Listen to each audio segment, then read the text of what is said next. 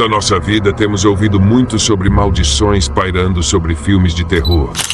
Mas e se eu te dissesse que o horror não é o único gênero que sofre desse mal? Que nem o ser mais poderoso de todos os tempos escapou dessa sina? Não só um dos filmes, mas quase todas as obras que envolvem o Homem de Aço tiveram coisas obscuras acontecendo em sua volta. Acidentes bizarros, mortes misteriosas, doenças e até tráfico humano. Sim, isso mesmo. Muitas perguntas são feitas a partir disso. Será que tudo é uma simples coincidência? Qual a origem desse infortúnio? E a mais recente, será que David Corenswet vai escapar dessa? Salve, rapaziada!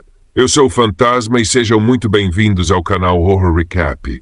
Hoje vamos mergulhar no contraste entre o herói mais bondoso de todos com o entorno mais sombrio de todos. Então já se prepara, deixa aquele like e se inscreve no canal para dar aquela força. E vem comigo que tá começando o terceiro episódio de Produções Amaldiçoadas. O Superman é um dos heróis mais poderosos, mais influentes e mais conhecidos de todos. Ele encantou o mundo em várias oportunidades, nos quadrinhos, nas animações e em 1978, finalmente nas telonas. Além da sua super força, sua capacidade de voar e tantos outros poderes que tinha, outra coisa fazia ele ser um herói. Um coração de ouro. Mas como uma história tão bonita e cheia de esperança poderia ter um entorno tão sombrio? Bem, vamos lá. A primeira aparição de Superman foi em Action Comics, edição número 1, publicada em 18 de abril de 1938. O quadrinho foi um sucesso estrondoso e deu início à Era de Ouro dos quadrinhos. Sua capa com o herói levando um carro se tornou icônica e inclusive foi referenciada no novo filme de James Gunn. A maldição de Superman não começou com as obras cinematográficas. O início disso tudo foi bem aqui. O personagem foi criado por Jerry Siegel e Joe Shuster e foi negociado com a DC Comics pela quantia de... Adivinha? Errou, $130. Mesmo para a época, os valores foram baixíssimos, o que obviamente fariam os criadores se arrependerem no futuro. Mas isso é o de menos. Pouco mais de uma década depois, Joe Shuster teve uma grave doença ocular, o que fez ele ter que abandonar sua paixão de desenhar. Ele conseguiu um emprego como entregador de encomendas e, por ironia do destino, chegou a entregar pacotes no prédio da DC. Os criadores e sucessivamente seus herdeiros passaram mais de 70 anos tentando recuperar os direitos autorais judicialmente, mas não conseguiram. Ao contrário do que muitos pensam, Christopher Reeve não foi o primeiro Superman live action.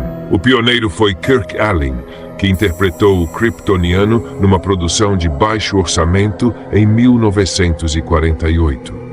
Mas infelizmente o pioneirismo foi muito além disso. Ele também foi o primeiro a sofrer de um mal que espreitaria todos os atores a vestir a capa vermelha. A extrema escassez de trabalhos devido à fortíssima associação ao personagem, Allen nunca mais conseguiu um papel de destaque até a sua morte em 1999. Tudo isso é muito triste, mas não chega nem perto do que aconteceu com os envolvidos na primeira grande produção do herói. Mas já já eu chego lá. Nos anos 50, foi a vez do Homem de Aço ser adaptado para uma série de televisão, e o ator escolhido para vivenciar o herói foi George Reeves. A série foi um sucesso da época e durou 6 temporadas, de 1952 até 58. No entanto, George sofreria com esse fardo mais do que ninguém até então.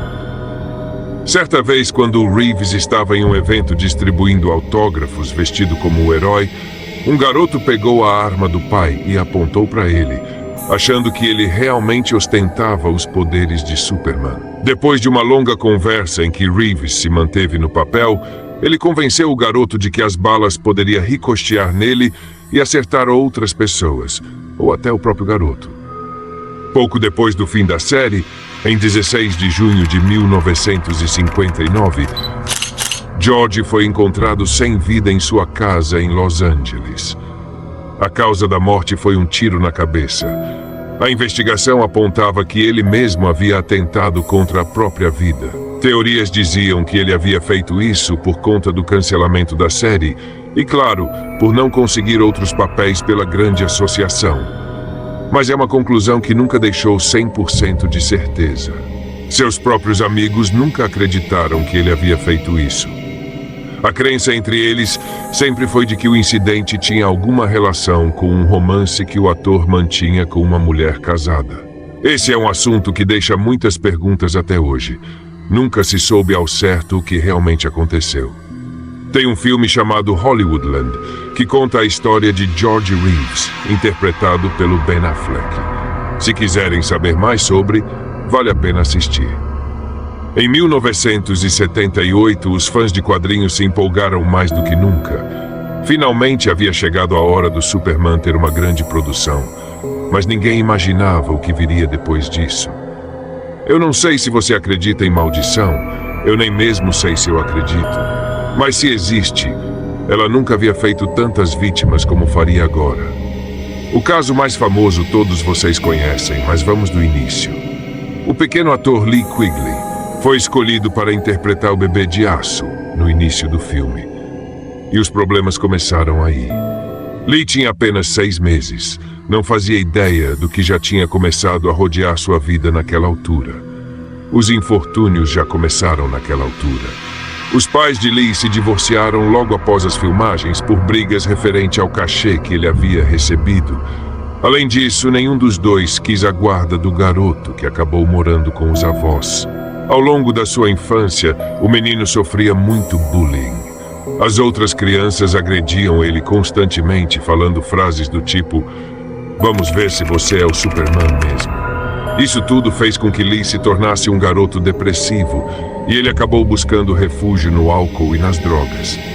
E em 10 de março de 1991, ele teve sua vida interrompida precocemente. Ele faleceu por inalação de solventes, algo no qual ele havia se viciado. O astro Marlon Brando, que interpretou o pai kryptoniano do herói, também sofreu com essa sina, e não foi pouco. Em 1989, sua filha Cheyenne sofreu um grave acidente de carro. Ela teve a mandíbula quebrada e a orelha cortada, o que a impossibilitou de seguir como modelo. Pouco tempo depois, em 16 de maio de 1990, seu irmão Christian, outro filho de Marlon, atirou fatalmente contra o namorado da garota, Doug Drollett. Christian recebeu uma sentença de 10 anos pelo crime. Pouco tempo depois, a garota ainda acusou seu pai de ter abusado dela, o que o ator negou. Depois disso, Cheyenne passou anos em hospitais psiquiátricos, internada após 2 tentativas de tirar a própria vida. E em 16 de abril de 1995, na terceira tentativa, ela infelizmente conseguiu. As tragédias envolvendo os filhos fizeram a vida do astro amarga por anos. Até que em 2004, sua hora também chegou. A atriz Margot Kidder, que interpretou a Lois Lane, foi diagnosticada com um grave transtorno bipolar. Ela já chegou a desaparecer e ser encontrada delirando completamente.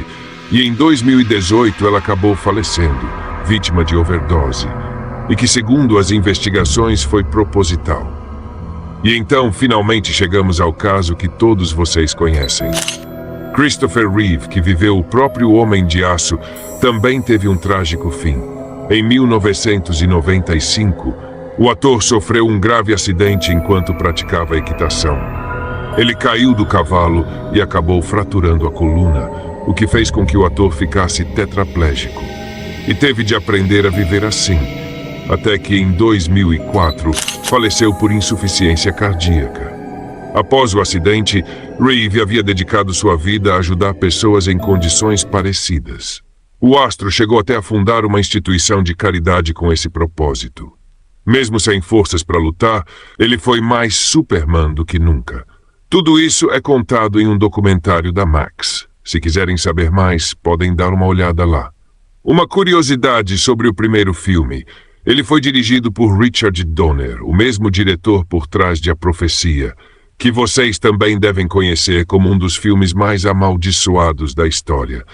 O episódio anterior foi sobre ele. Vale a pena dar uma conferida.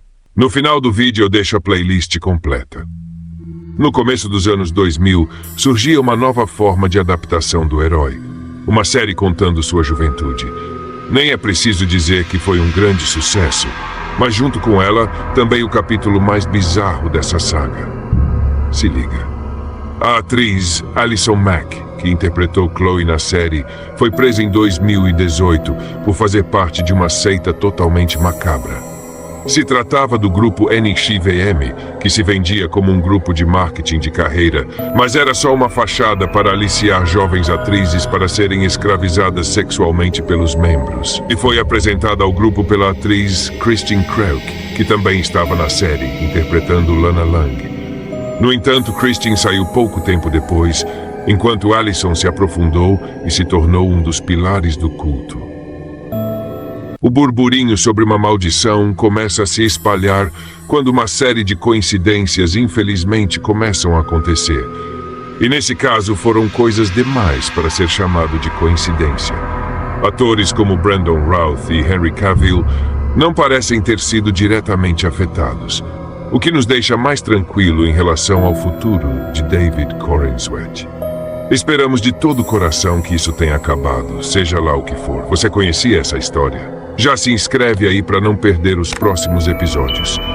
Vou deixar a playlist desse quadro aqui para quem quiser ver tudo. Eu queria deixar os meus mais profundos sentimentos pelos que sofreram com esses acontecimentos. Do fundo do meu coração, espero que descansem em paz e que as famílias de vocês tenham o conforto e acolhimento necessário. Um abraço do seu amigo fantasma.